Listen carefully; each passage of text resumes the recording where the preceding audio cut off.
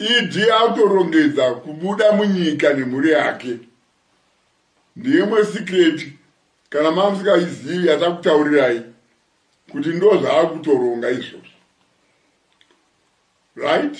Kusangana kwatuta zvekare mhuri yeZimbabwe pano paZesty News pari patichange tichimhanya nemannews updates ezvinhu zvakasiyana-siyana zvichange zvichiitika muno munyika yedu Zimbabwe. So kana uri mutsva, subscribe mahara and turn on the notification bell so that patinodzoka nemamwe manews updates uchange uchingozvionera. Vadikani, ndaenda kubatira nyaya inosiririsa yemwana arasika nzira.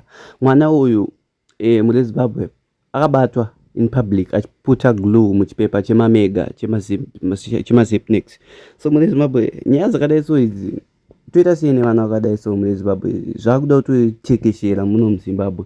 Vana vakutora madrugs iye so ukatasa age yemwana uyu haasi kutoenda kuchikoro akubata madrugs. Mhuri yeZimbabwe ndachikumbira kutora zvanofunga comment section below, and please don't forget to share this news update namwadikani kuitira kuti vaone chiitiko ichi. Without you audience, I'm nothing. This YouTube channel is nothing without you. We need your support. Much love. Thank you.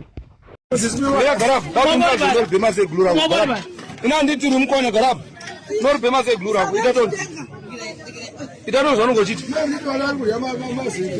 iglu handiti akautisa ndiani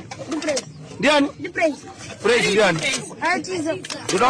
ndatunodza mai yako kuti panomwe njinda wandirova nchibhemachi gulu handirika handisungwi mina kusekusepya handisungwi bhema gulu rako ramba kuti bhema itauti hanchabhemi gulu futi kubva nhasi ndati itauti chi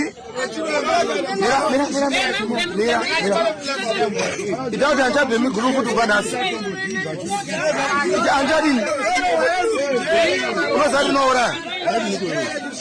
nouraya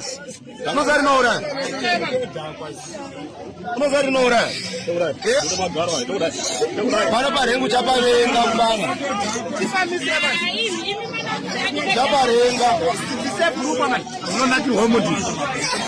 toda toda discipline hachifi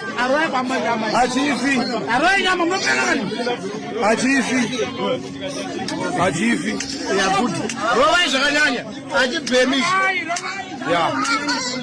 wazinzwa sinda bana magulu ako tora rimwe rumo budisa budisa gulu rese rumo ratizana